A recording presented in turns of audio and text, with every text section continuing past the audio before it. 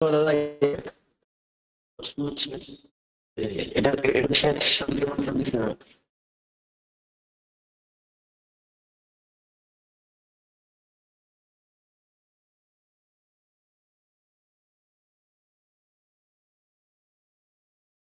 আচ্ছা, তাহলে এটা যদিও যিনি কার্যক্রম প্রমুখের দায়িত্ব রয়েছেন তার করার কথা, তবে আমি খুঁজছি।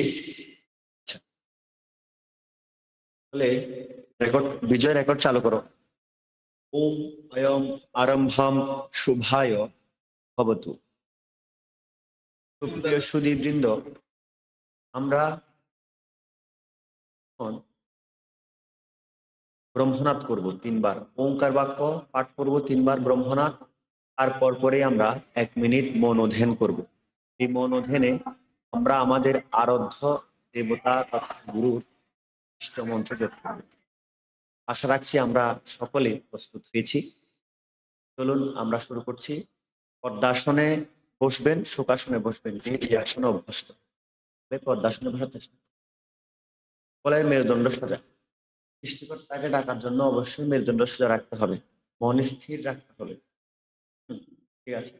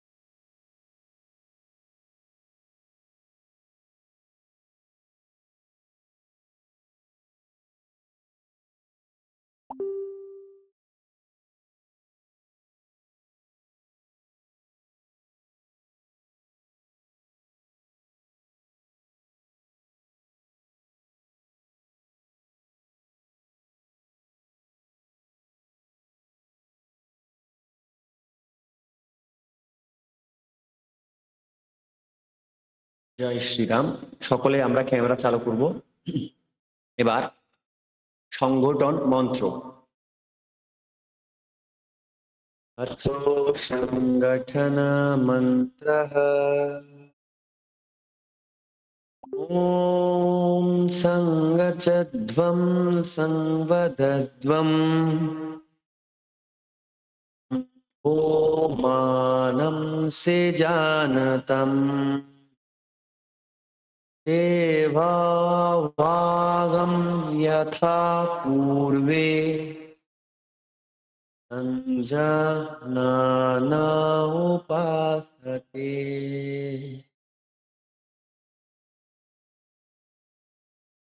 এবার একাত্মতা মন্ত্র। अथो एकात्मथा मन्त्रः। यं वैदिका मन्त्रधीशाः पुराणा इन्द्रं यमं मातरिश्वानमाहो वेदान्तिनीनोर्वेचानीयमेकम् वेदान्तिनो निर्वचनीयमेकम्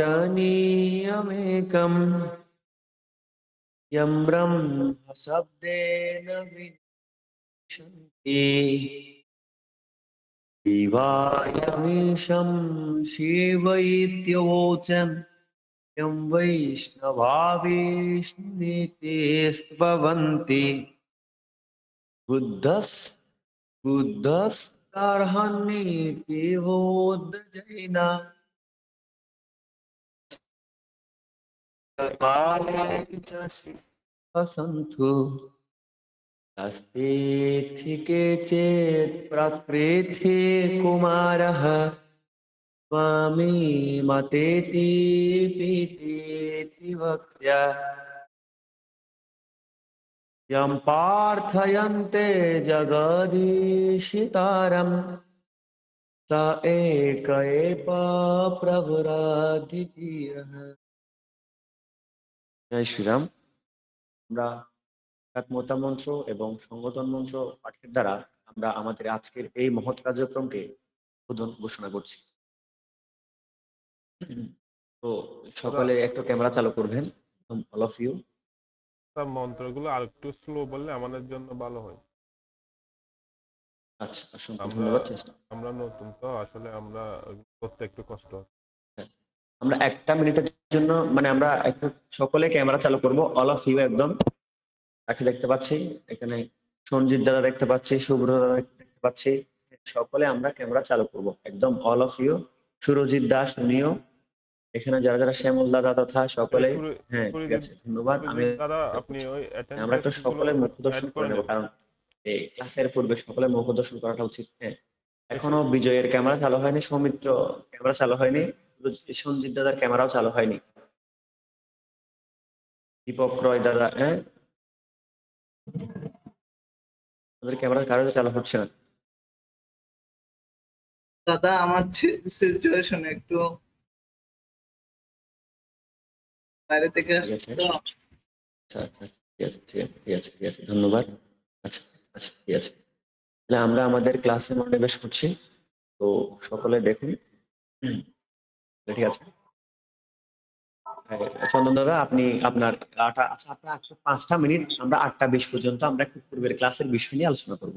আচ্ছা, প্রথমে চৈতি দেবী মহোদয়া, আমি আপনাকে একটু স্মরণ করছি। দিদি নমস্কার, কেমন আছেন?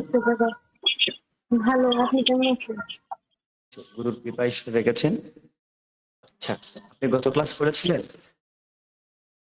দাদা, গত ক্লাসে আমার একটু সমস্যা ছিল, ওই জন্য আমি প্রথম করতে থাকতে পারি না, শেষের দিকে আসছিলাম। গত ক্লাস করেছিলেন এইরূপ ব্যক্তিত্ব, কেউ হাত উঠান তো।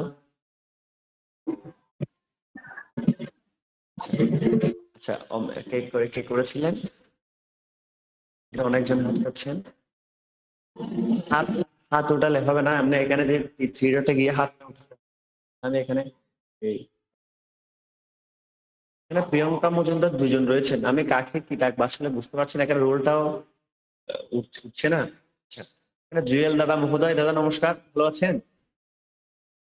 আনমিউট করে কথা বলুন দাদা, তাড়াতাড়ি করবো, 1 ঘন্টার মধ্যে আমাদের ক্লাসটা শেষ করতে হবে। আনমিউট করে কথা বলুন, সকলে কমান্ড মানুন। দাদা জয় গীতা, দাদা ভালো আছে? জয় শ্রীরাম, জয় গীতা। আচ্ছা, আপনি গত ক্লাস করেছিলেন তো? আচ্ছা, তো গত ক্লাস করলে আমরা একটি সংস্কৃত উচ্চারণ সম্পর্কে জানতে চাইবো আপনার কাছ থেকে, যে ব রফলা হয়ন আকার, বিষয়টা আমরা সংস্কৃতে কিভাবে উচ্চারণ করতে পারি? দাদা বৈরফলা, সকলে খাতা কলম সকল সরঞ্জাম নিয়ে বসবেন। বৈরফলা হয়ম আকার। ভুলে গেছি। কে পারবে এই বিষয়টি, কে পারবেন? হাত উঠান, কে পারবেন?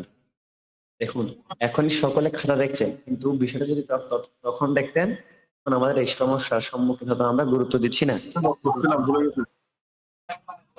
আচ্ছা, কে পারবেন? হাত উঠান, কে পারবেন? দাদা আরেকবার বলেন। বৈরফলা, তো বসতের রফলা হয়ম আকার,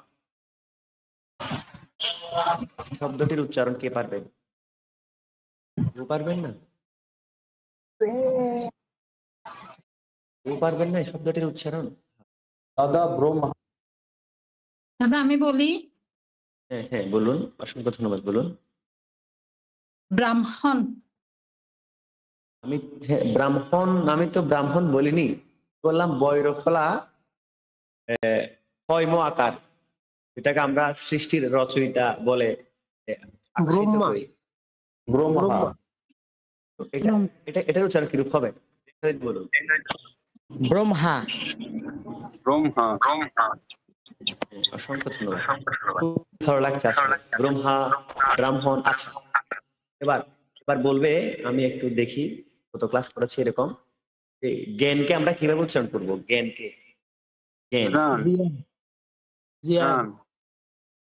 দাদা, জ্ঞান হবে না?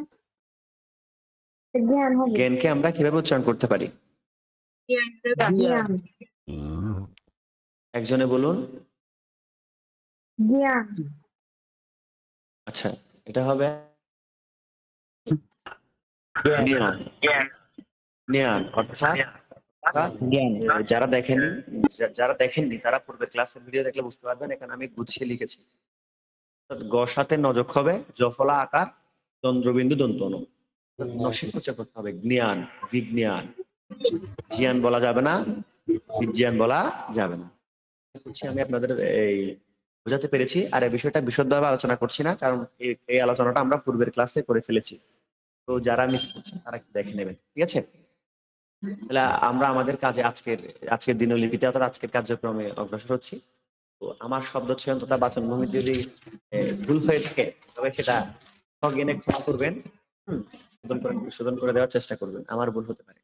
আর আরেকটা বিষয়, এখানে যারা উপস্থিত রয়েছেন, যারা আছি, আমাদের একটা পরিবার, যে আমরা যেটা একটা পরিবারে এখন আবদ্ধ হয়েছি, তো সেই রূপে একটা অনলাইন ভিত্তিক গ্রুপও আমি এই গতকাল ক্রিয়েট করেছি। তো সেই গ্রুপটা হচ্ছে এই শ্রী গীতা পারায়ণ পরিবার অফিসিয়াল গ্রুপ। তো এখানে আপনাদের সকল প্রকার প্রশ্ন করতে পারেন। তারপর এখানে সকল প্রকার বলতে গীতা কেন্দ্রিক প্রশ্ন করবেন, কারণ আমি ছোট এখনো, আমি যে একদম পাণ্ডিত্য অর্জন করিনি। আমার নিমিত্তে যা যা আপনারা শিখছেন তার নিমিত্তে প্রশ্ন করতে পারেন, বা কারো পাঠ এখান থেকে শিখে পাঠের ভিডিও আপলোড করতে পারেন। হ্যাঁ, তো এই আশা রাখছি যে এই পেজে আপনারা যুক্ত থাকবেন, এবং এই পেজ পরিচালনা তো পেজ না, এই গ্রুপটা তো আমি নিজে পরিচালনা করতে পারছি না একার পক্ষে, কারণ আমি অলরেডি অনেক ব্যস্ত। তো আমি অনুরোধ করব যে আপনারা যদি কিছু কিছু দায়িত্ব, যেখানে মডারেটর বা অ্যাডমিন এরকম, তো আমি তো জানি না, তেমন প্রসিদ্ধ নয় আসলে, সেভাবে দায়িত্ব নিয়ে নিলে নিজ দায়িত্বে যারা সক্রিয় থাকবেন তারা দায়িত্ব নিয়ে বসে থাকলে চলবে না, কারণ দায়িত্ব নিয়ে আমাদের সক্রিয় থাকতে হবে। আমাদের আমাদের আমাদের আমাদের দ্বারা আর 10 জনকে উপকৃত করতে হবে। তার নিমিত্তে যে যারা যারা চান স্বেচ্ছায়, তো সেটা ওই আমাদের যিনি ব্যবস্থাপনা প্রমুখের দায়িত্ব রয়েছেন চন্দন কুমার দাদা মহোদয়, আপনারা ওনার সাথে বা আমার সাথে যোগাযোগ করে বিষয়টা একটু কনফার্ম করবেন। হ্যাঁ, কিন্তু যেভাবে গ্রুপটা মানে বিল্ড আপ করতে হয়, বড় করতে হয়, সেই সকল কিছু আপনাদের দায়িত্ব। আপনারা আর এখানে পোস্ট করবেন, কোনো বিষয় জানা থাকলে পোস্ট করতে পারেন, যে যে বিষয়ে এই আর কি। আচ্ছা,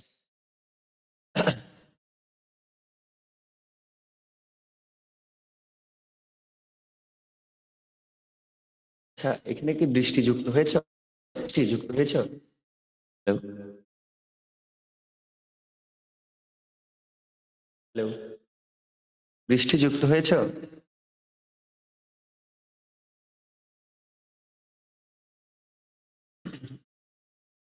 তাহলে আমরা আমাদের এই কার্যক্রম শুরু করছি। এই চন্দন দাদা, আপনি আমাদের ওই সিলেবাসে নিয়ে যান, পাঠ পরিকল্পনা নিয়ে যান। কিছু বলবেন মনে হয়? বলুন, বলবেন, কিছু বলবেন? হাত উঠাই রাখছেন, তাই বলবেন।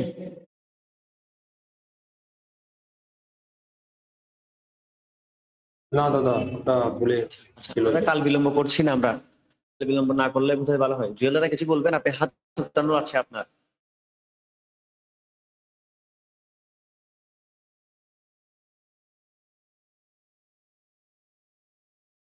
রুমন রিমন ধর, উনি কে? রিমন ধর, উনি কে?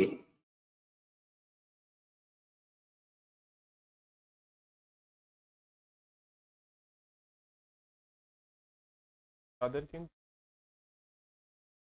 তাদের রোল নাম্বার বা স্টুডেন্ট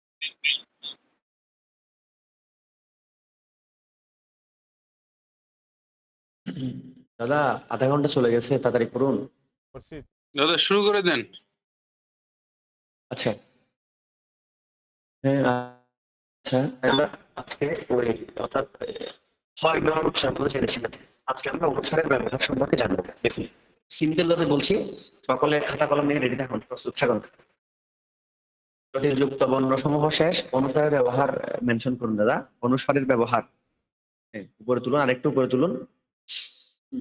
ঠিক আছে, ধন্যবাদ। দেখুন, অনুসারের ব্যবহার, আসলে এই বিষয়টা আমাদের জন্য খুবই খুবই প্রয়োজন, যে অনুসারের ব্যবহার। এই সংস্কৃত শ্লোক উচ্চারণে অনুসার এবং চন্দ্রবিন্দু বা অনুসার বিসর্গ এগুলো হচ্ছে লুপ্ত আকার, এগুলো হচ্ছে সংস্কৃতের প্রাণ। হ্যাঁ, রেফ এগুলো সংস্কৃতের প্রাণ। হ্যাঁ, অল্প প্রাণ, মহাপ্রাণ, এভাবে যে বর্ণগুলো রয়েছে এগুলো, অর্থাৎ এক কথা বলতে গেলে অনুসার বিসর্গ সংস্কৃতের প্রাণ, এগুলো যথাযথ নিয়ম মেনে উচ্চারণ করতে হয়। তো আমি প্রথমে রেখেছি অনুসার এর ব্যবহার।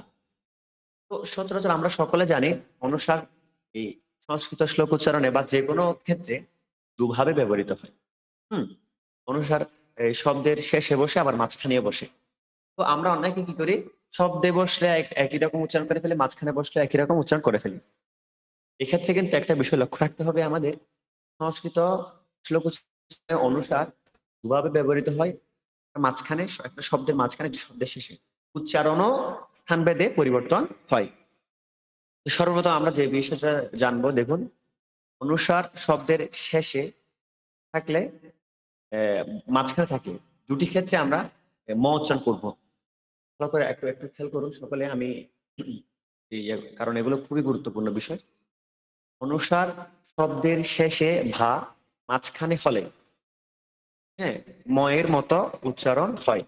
ময়ের মতো বলতে সম্পূর্ণ ম নয়, ময়ের অর্ধেক উচ্চারণ হবে। হসযুক্ত ম, হসন্তযুক্ত ম, হসন্ত শব্দের ব্যবহার যা আমরা পূর্ব ক্লাস থেকে অবগত করেছি। তো হসন্তযুক্ত ম উচ্চারণ হবে। যেমন আমি এখানে লিখেছি অহং, বাংলাতে যদি আমরা বলি একটু স্বর অ, হ আর অনুসার, তবে বাংলাতে আমরা উচ্চারণ করলে অহং। এই উক্ত শব্দটি যদি আমরা সংস্কৃত শব্দে উচ্চারণ করতে যাই তবে আমরা উচ্চারণ করতে পারি আহম। আহম বলা যাবে না, মকে টান দিয়ে বলা যাবে না। আমি পূর্বে বলেছি কেননা ময়ের অর্ধেক উচ্চারণ হবে। আহম, আশা রাখছি এই বিষয়টা আপনি বুঝতে পেরেছেন, আপনারা সকলে বুঝতে পেরেছেন। এবার পরবর্তী শব্দে যাচ্ছি। বাংলা উচ্চারণ হবে এই শব্দটির মহ তিং, ম হ রস্বীকার অনুসার, মহতিং। আচ্ছা, এই শব্দটি সংস্কৃত কিরূপ উচ্চারণ হতে পারে আমাদের অডিয়েন্সে আর যারা যারা ক্লাস করছেন সেখান থেকে কেউ বলবে? আমি একটু জিজ্ঞেস করি কে বলতে পারে। জুয়েল দাদা মহোদয় কোথায়? জুয়েল দাদা মহোদয় আছেন? এই দেখুন, আমরা একটা নীতিমালায় থাকবো, আমরা কমান্ড মানব। যাকে আমি বলতে বলবো তিনি বলবেন। আমরা নিজেকে প্রদর্শন করার জন্য পূর্বে বলার চেষ্টা করব না, এতে কিন্তু নীতি হচ্ছে, সময় ব্যয় হচ্ছে, ক্লাসের মিষ্টতা যেটা আছে তা নষ্ট হচ্ছে। আমরা চেষ্টা করব কমান্ড মানার। আচ্ছা, জুয়েল দাদা মহোদয় আপনি উচ্চারণ করুন এই বিষয়টা আমরা কিভাবে উচ্চারণ করতে পারি। হ্যালো, শুনতে পাচ্ছেন? হ্যালো, মিউট করে কথা বলছেন বোধহয়, বলুন। ঠিক আছে দাদা। দাদা মহোদয় এই বিষয়টা আমরা কি উচ্চারণ করতে পারি? কোনটা দাদা? ম হ দীর্ঘিকার অনুসার, এই শব্দটি আমরা বাংলার ক্ষেত্রে মহতিং বলে থাকি।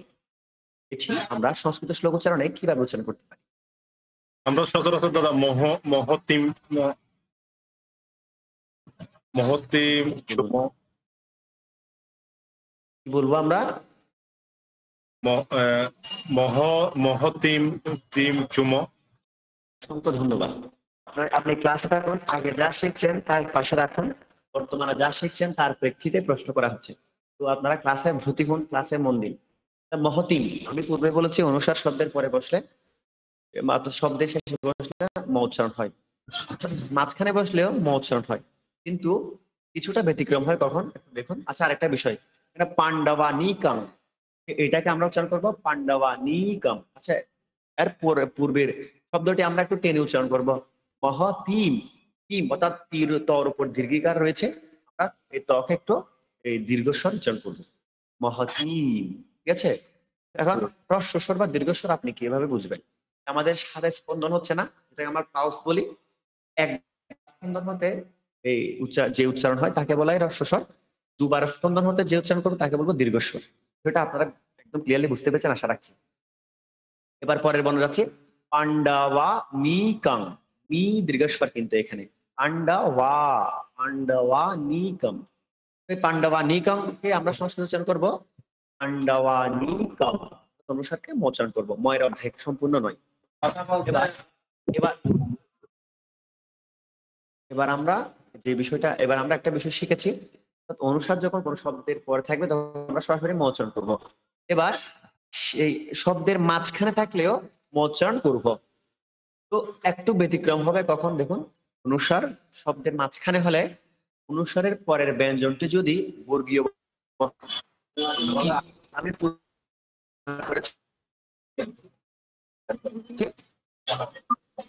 থেকে ম পর্যন্ত ব্যঞ্জনকে বর্গীয় ব্যঞ্জন বলা হয়। আর এই বিষয়ে যারা বিস্তারিতভাবে জানতে চাচ্ছেন তারা পূর্বের ক্লাসটি দেখে নেবেন। আশা করছি আপনারা বিষয়টা সহজভাবে বুঝে নিতে পারবেন।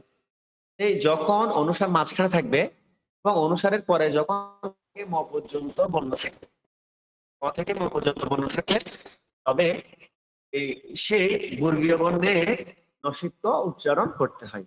আবার বলছি, অনুসার যদি মাঝখানে হয় এবং অনুসারের পরের ব্যঞ্জনটা যদি বর্গীয় বর্ণ হয় তবে অনুসারের উচ্চারণ সেই বর্গীয় বর্ণের নাসিক্য উচ্চারণ করতে হয়। এবার এবার এবার আসলো কি নাসিক্য বর্ণ কি, প্রত্যেক বর্গীয় বর্ণের শেষ বর্ণকে নাসিক্য বর্ণ বলা হয়। যেমন ক খ গ গ উ। এক্ষেত্রে উটা হচ্ছে নাসিক্য বর্ণ, নাসিক্য বর্ণ। জ ছ জ জ নিয়, নিয়টা নাসিক্য বর্ণ। ত ত দ দ দন্তন, দন্তনটা নাসিক্য বর্ণ। এইভাবে যাবে, হ্যাঁ এভাবে যাবে। তো উদাহরণস্বরূপ একটু বলতে দেখুন, অর্থাৎ দেখুন বাংলা ব্যঞ্জন বর্ণে কিন্তু 5টি নাসিক্য বর্ণ রয়েছে। হচ্ছে উ, ইয়, মূর্ধন্য ন, দন্তন ম। 5টি নাসিক্য বর্ণ রয়েছে। 5টি নাসিক্য বর্ণ হলেও কিন্তু 5টি বর্ণের আনুনাসিক উচ্চারণ হচ্ছে 3টি, উ, দন্তন আর ম।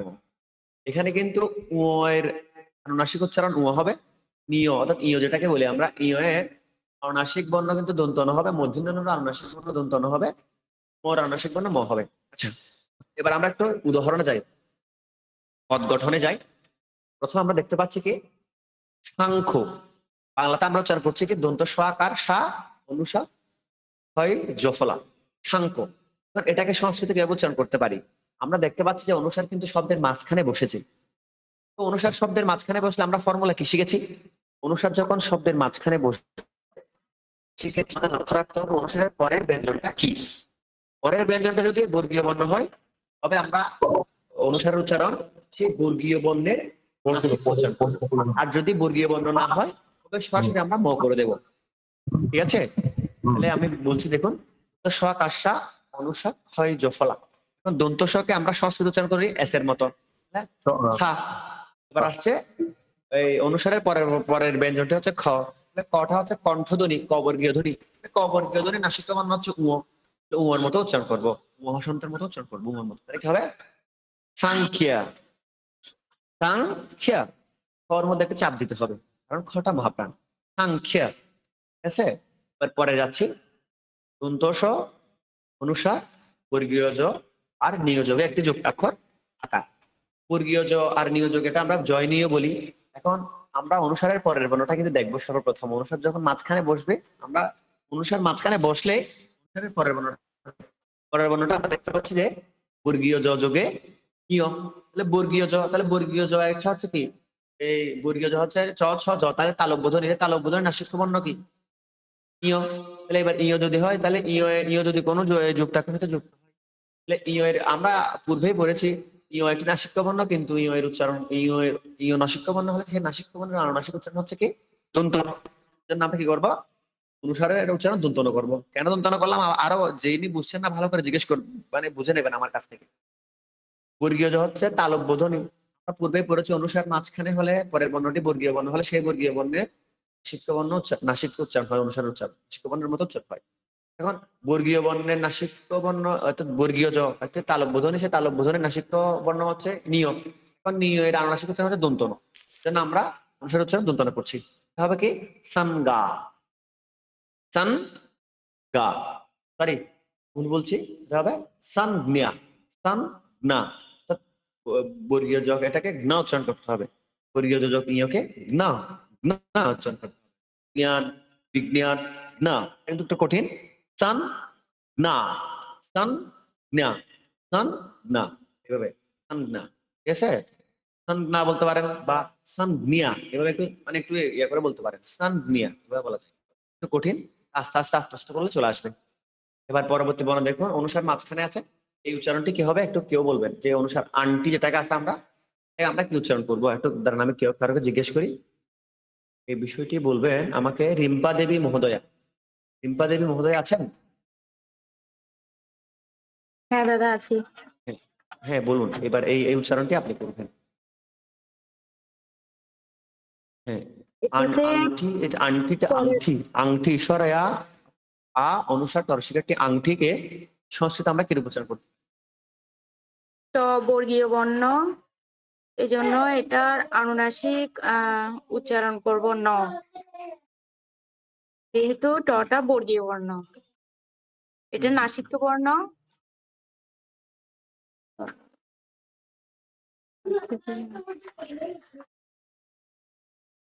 প্রত্যেক বর্গীয় বর্ণের শেষ বর্ণকে নাসিক্য বলা হয়। ত এর শেষ বর্ণ কোনটা দেখুন, স্ববর্গীয় ধ্বনি শেষ বর্ণ কোনটা দেখুন, সিম্পল বিষয়। স্ববর্গীয় ধ্বনি শেষ বর্ণ কোনটি? হ্যাঁ মূর্ধন্য। এত মূর্ধন্য হলে মূর্ধন্যর আনুনাসিক উচ্চারণ কি হবে? মূর্ধন্য তো আমি যে 5টি বর্গীয় বর্ণ বলেছি, 5টি বর্গীয় বর্ণের তো 3টা উচ্চারণ রয়েছে আনুনাসিক। ন ম, এই জন্য ওখানে ন হবে দন্ত ন। হ্যাঁ, অসংখ্য ধন্যবাদ। তালি, আশা করছি সকলের কাছে তালি দেন ওনার জন্য। তা রাখছি, আমি সমর্থন হচ্ছি, একটু নিজেকে ভালো লাগছে। কি হবে এটার সম্পূর্ণ উচ্চারণ বলুন, কি হবে এটা? আন্টি। অসংখ্য ধন্যবাদ, আন্টি। আচ্ছা, এরপরেরটা বলবেন এখানে আইফে বলতে দিই সকলে। হ্যাঁ, এরপরেরটা বলবেন আমাদের সকলের শ্রদ্ধেয় যিনি সকলের বয়োজ্যেষ্ঠ এই অনন্ত দাদা মহোদয়, যিনি ক্লাস করছেন। দাদা নমস্কার, আপনি শুনতে পাচ্ছেন আমাকে? হ্যাঁ নমস্কার, শুনতে পাচ্ছি। নমস্কার, আপনার নাম? অনন্ত গোপাল। আচ্ছা, আপনার কোথা থেকে দেখছেন? আমি দেখছি ইউএসএ থেকে। ও মা, অসংখ্য ধন্যবাদ। না, আমি অনেকদিন ঢুকতে চেষ্টা করছি, হচ্ছিলাম না। আমেরিকা থেকে দেখছেন, উনি অবলোকন করছেন। আপনার আমাদের ক্লাস কার্যক্রম কেমন লাগছে বুঝতে পারছেন কিনা? না, হ্যাঁ আমি এই সবে এই আর কি ঢুকতে পারলাম, তো আমি এই জাস্ট আপনি এই যে শুরু করেছেন এইখান থেকে একটু দেখলাম আর কি। ওই ইঙ ন আর ম যে তিনটেকে মানে 5টাকে 3টের মধ্যে রাখা হচ্ছে, তারপরে সাংখ্য যেটা বললেন, সংজ্ঞা, তারপরে আংটি, এই আর কি সবে শুরু করেছি। টাইমটা আমি ঠিক জানি না, ওইটা একটু গড়বড় হচ্ছিল আর কি আমাদের সময়ের সঙ্গে। আপনি কি এখন যে বিষয়টা নিয়ে আলোচনা হচ্ছে সেটা কি বুঝেছেন? পুরোটা আমি তো শুনিনি, আমি সবে লাস্ট পার্টটা শুনেছি। দেখুন, একটু আমি আপনার জন্য 2 মিনিট বলছি, কিন্তু এটা আপনার জন্য, আপনি আমাদের সকলের জ্যেষ্ঠ, শুধুমাত্র আপনার জন্য বলছি। দেখুন, আমরা শিখেছিলাম অনুসারের উচ্চারণ। আমি একটু তাড়াতাড়ি করে বলছি কারণ টাইম চলে যাচ্ছে। হ্যাঁ। অনুসার সংস্কৃত শ্লোক উচ্চারণের দুভাবে ব্যবহৃত হয়, হচ্ছে শব্দের মাঝখানে কি শব্দের শেষে। শব্দের মাঝখানে বসলে অনুসারের উচ্চারণ ম করব, শব্দের শেষে বসলে অনুসারের উচ্চারণ ম করব, অর্ধ ম, অর্থাৎ ময়ের অর্ধেক। বসন্ত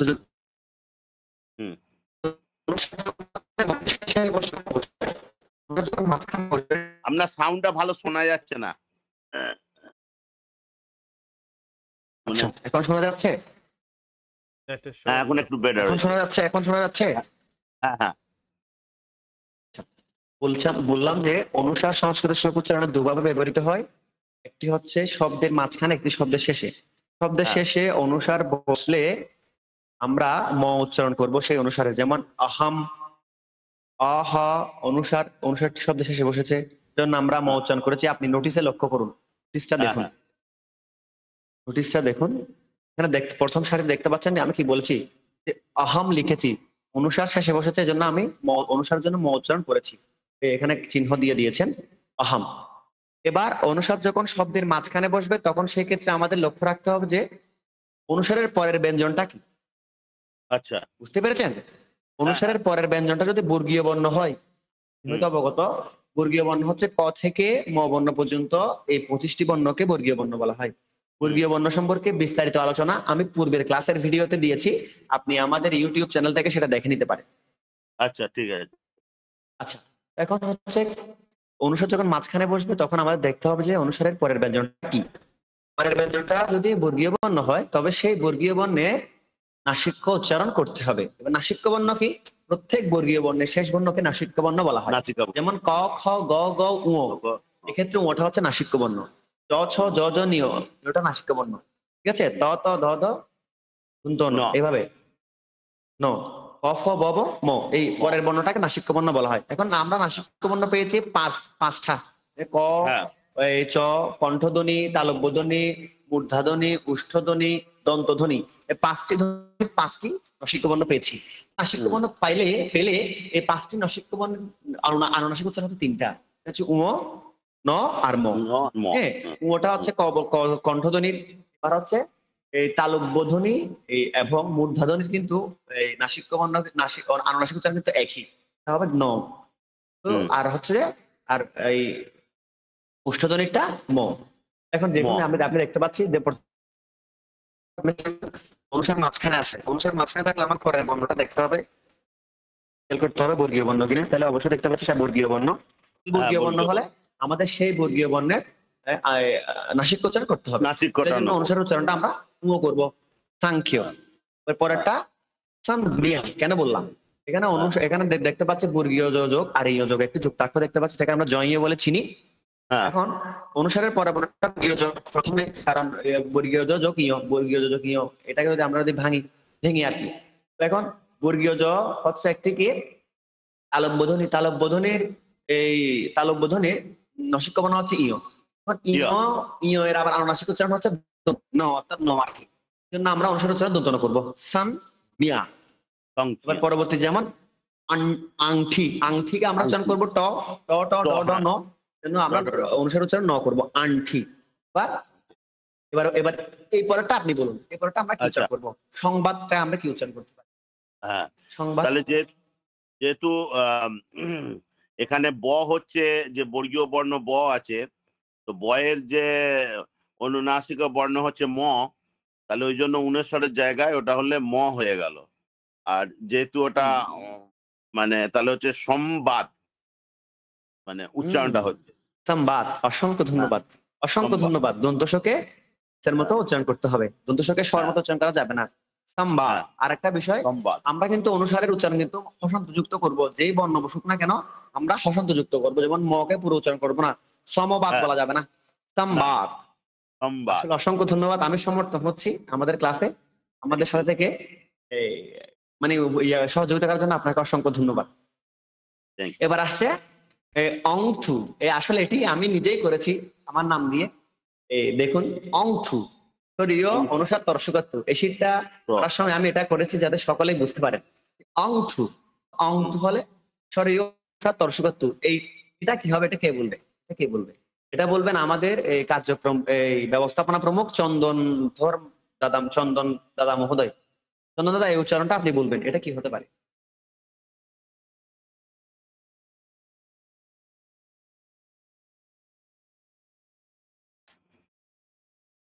শুনতে পাচ্ছেন চন্দন দাদা?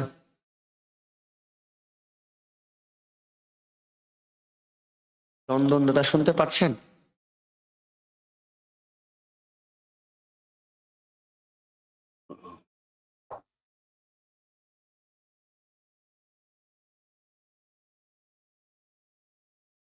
ওনাকে জিজ্ঞেস করাটা উচিত নয়।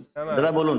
আমি ওগুলা ওই রাখছি তো, সেজন্য আমি আসলে আপনি আনমিউট রাখুন, আপনি সর্বদা রাখবেন, আপনার কাজ আছে, আপনি মিউট করলে হয়ে যাবে, অন্যরা মিউট রাখবেন। আপনি উচ্চারণটা বলুন তাড়াতাড়ি, আমাদের টাইম নেই, আর 10 মিনিট আছে। Too fast. আমাকে কোনটা বলতে হবে? হ্যাঁ, আপনি পুনরায় সেটা নিয়ে যান। আপনি বলবেন যে অংথু, অংথু এর সংস্কৃত উচ্চারণ কি হবে? হবে। দেখুন, আপনি দেখুন, দেখুন এখানে দেখা যাচ্ছে অংথু। হ্যাঁ, সর্বশেষ অংথু।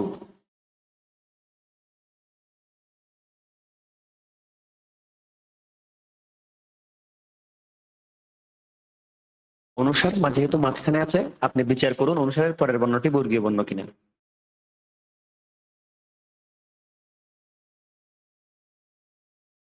বুঝতে পেরেছেন? আমার একটু ক্লিয়ার হতো। আচ্ছা, তাহলে অংথু, তাহলে এখানে কি হবে? এখানে এটা হবে অন্তু। অনুসারটা মাঝখানে আছে, অনুসারের পরের বর্ণটা হচ্ছে তবর্গীয় ধ্বনি। তবর্গীয় ধ্বনির নসিক্য বর্ণ হচ্ছে দন্ত অন, সেজন্য আমাদের অনুসার উচ্চারণ করতে হবে দন্ত অন, হসন্ত। অন্তু, আমার মতো অন্তু বলতে হবে, ঠিক আছে? আচ্ছা আচ্ছা, আজকে আমরা তো অনুসারের উচ্চারণটা ঠিকঠাক করে শিখলাম। এখন আজকে কি বিসর্গের উচ্চারণটা বলবো, এটা তো বললে তো আর আসলে আমাদের কমপ্লিট হবে না, নাকি আমরা সকলের চেয়ে একটু ইয়ে নিয়ে নেব, মানে একটু এই পরীক্ষা পরীক্ষা নিয়ে নেব? আচ্ছা, অনন্ত দাদা কিছু বলতে চাচ্ছেন? একটু একটু একটু একটু করে নিলে ভালো হবে, ওগুলা একটু সময় করলে ভালো হবে। না স্যার, খুব ভালো লাগছে। তো আমি এটা বলতে চাইছিলাম, এগুলো আপনি পোস্ট করে দিলে আমরা তারপর ওইটা প্রিন্ট আউট করে নিতে পারবো, বা ওইটা আমরা নোট করে নিতে পারবো, তাহলে সুবিধা হবে পরবর্তী ক্লাসের জন্য। অবশ্যই অবশ্যই পোস্ট করা হবে, অবশ্যই অবশ্যই। জুয়েল দাদা মহোদয় কিছু বলতে যাচ্ছেন? দাদা আমি একটু বলতে চাচ্ছি। ক্যামেরা চালু করে বলবেন, যারা বলবেন ক্যামেরা চালু করে বলবেন।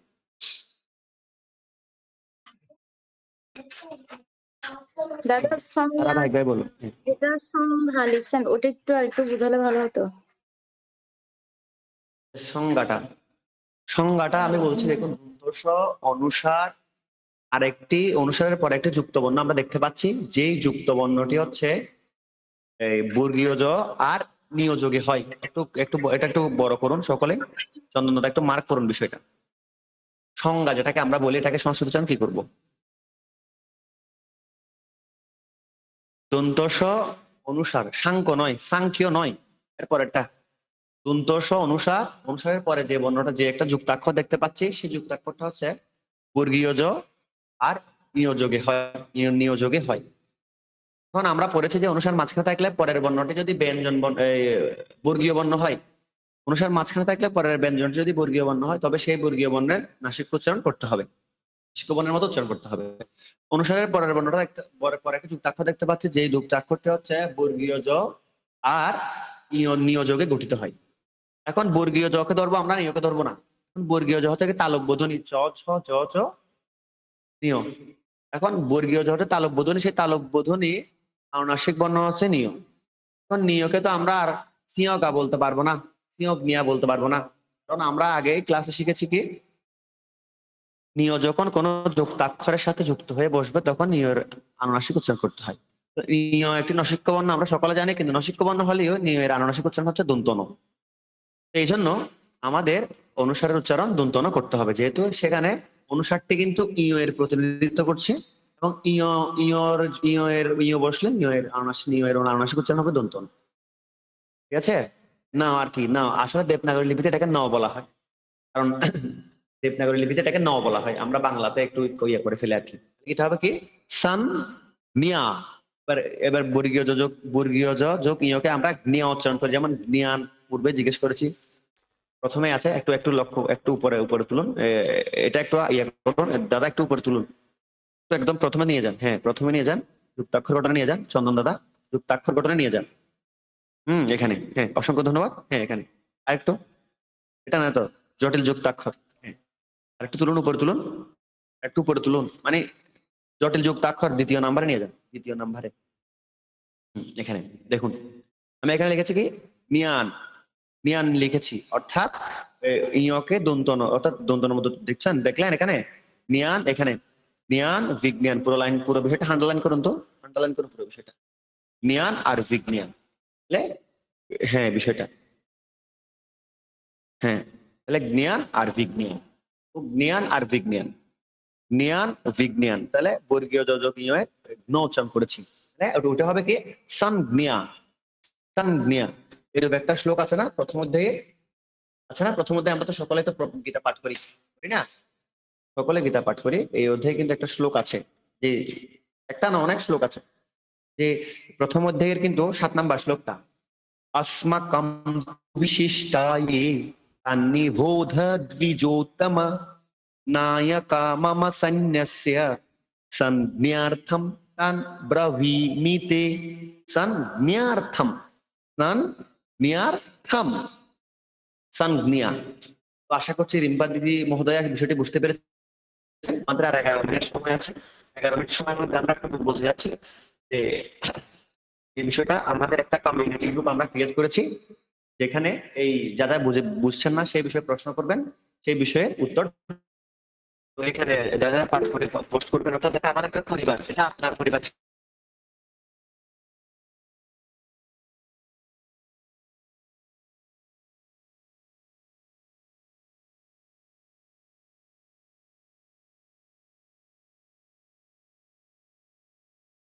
দাদা আপনার কথা শোনা যাচ্ছে না দাদা।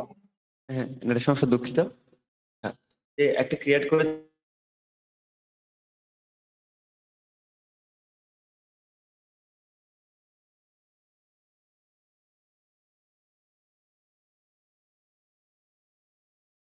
আচ্ছা, দুঃখিত। তাই যাচ্ছে দাদা আওয়াজ।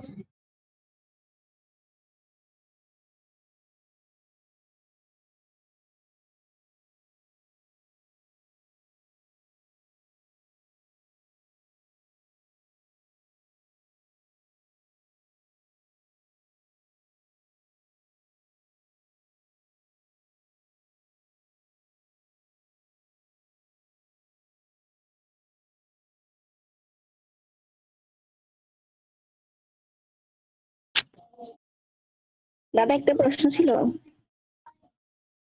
দাঁড়ান দাঁড়ান, দাদা মনে হয় নেটের সময়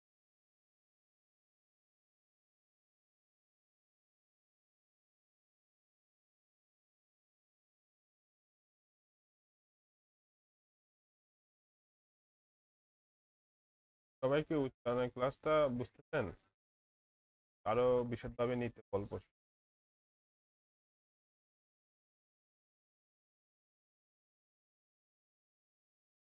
সবাই বুঝতেছেন নাকি ক্লাস উচ্চারণ?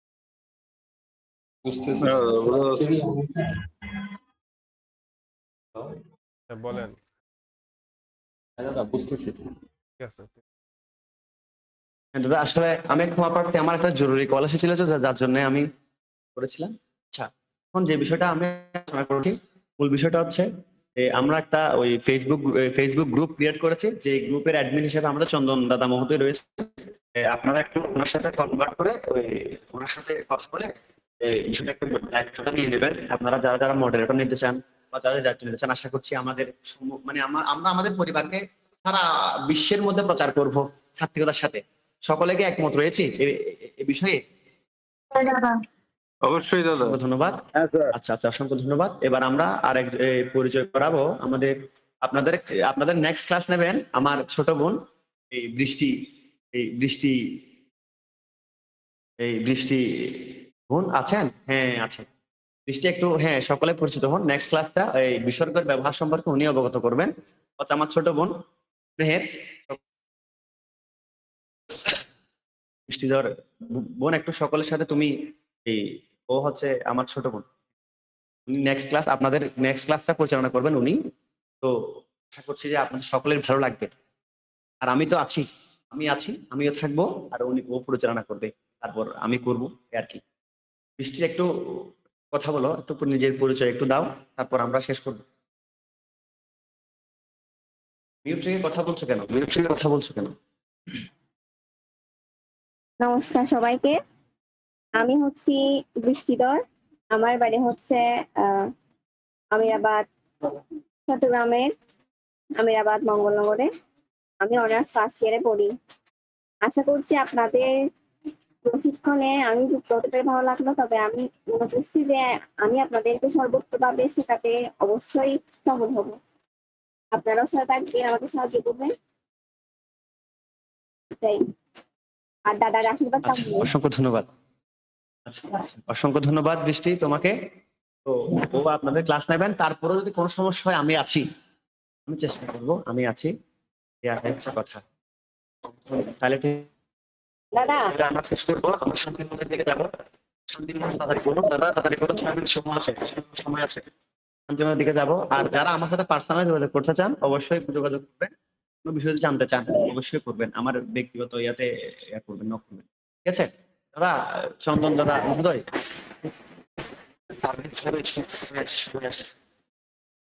শান্তি মন্ত্র সকলে পাঠ করবেন, মেরুদণ্ড সোজা করবেন, সকলে মেরুদণ্ড সোজা করবেন। হ্যাঁ,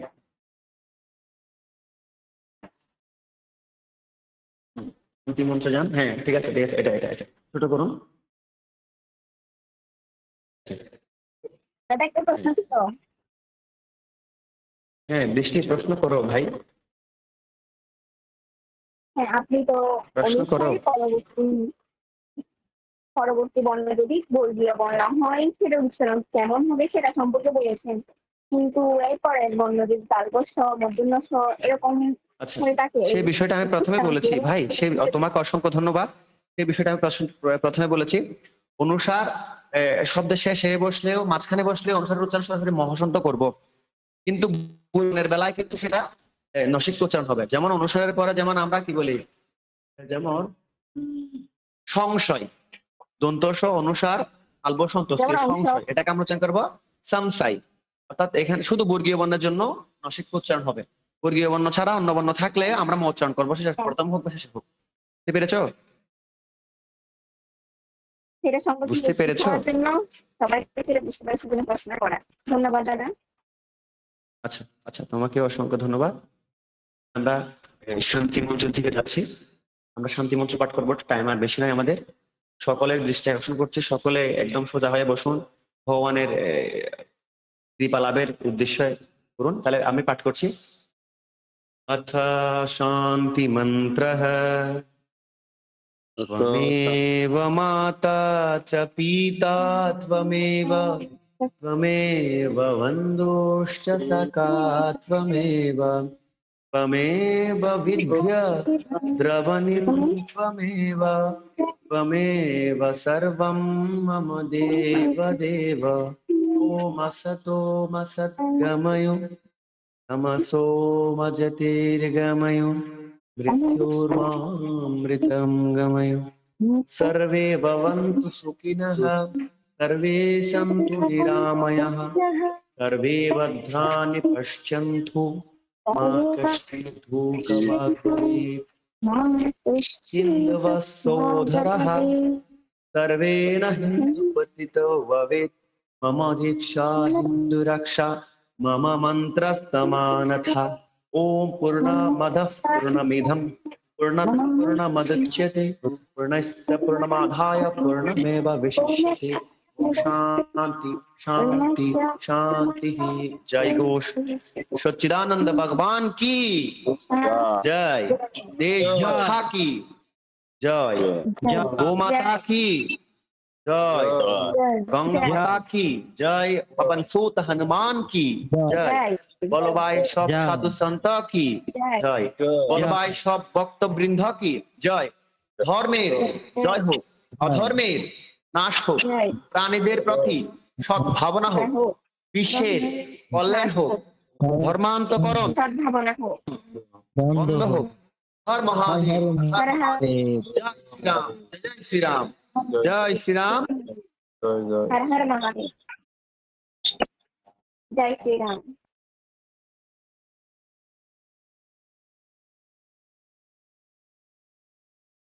জয় শ্রীরাম, জয় জয় শ্রীরাম। ঠিক আছে, আমাদের আর 2 মিনিট আছে। আজকের ক্লাসটা কেমন লেগেছে এটা অবশ্যই আপনারা সকলে আমাদের শ্রী গীতা পারায়ণ অফিসিয়াল পেজে গিয়ে একটু রিভিউ দিয়ে আসবেন। রিভিউ বলতে রিকমেন্ড করে আসবেন, ইংরেজিতে করবেন। ইংরেজিতে করলে ফেসবুক মেটা কোম্পানি একটু বেশি করে ইয়ে করে। অবশ্যই সকলে আমরা এখানে যারা আছি এখানে আমরা অনেকজন ক্লাস করেছিলাম, তো সকলে গিয়ে সেখানে রিভিউ রিকমেন্ড করে আসবেন। সকলকে আমি প্রণাম জানিয়ে আজকের ক্লাস এখানে সমাপ্ত করছি। জয় শ্রীরাম, জয় জয় শ্রীরাম।